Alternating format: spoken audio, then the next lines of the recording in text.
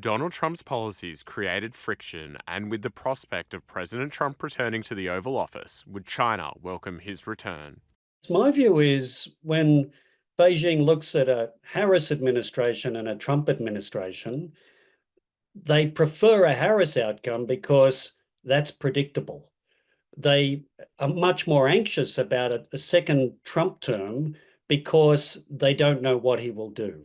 They can think about some of the things we've talked about, America first, really assertive trade policy, wanting to see the numbers change in the trade deficit, but really they worry because they don't know what Trump would do.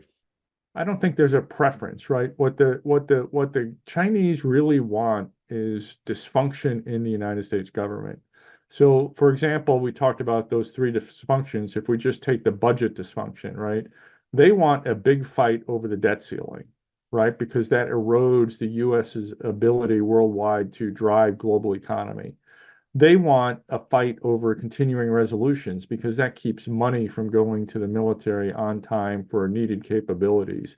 And really, they want to drive dysfunction over the budget levels, right? Because the Fiscal Responsibility Act, which was passed 2 years ago, limits the Department of Defense to 1% growth. So while the Chinese are spending more money on their military, right? What they want is the United States to fight. Therefore, what they want in that budget dysfunction is that no matter who the president is, even if they decide to do something, the American military doesn't necessarily then have the resources or the munitions or the equipment to follow through on what the president does or does not want to do.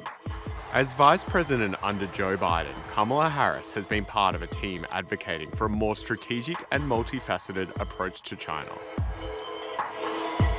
But if she was to become the commander-in-chief, would we see a change of strategy in her handling of China?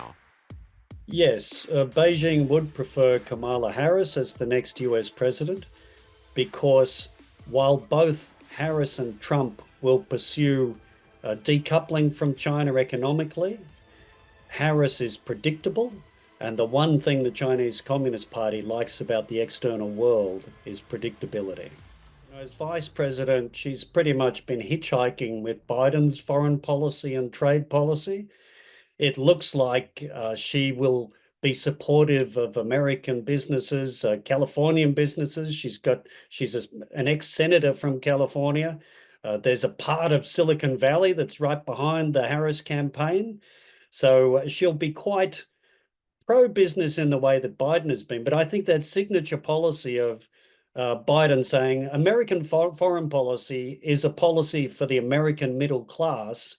It's a kind of prosperity narrative for foreign policy. And I think that's how she'll see it, laced with a human rights angle when it comes to China.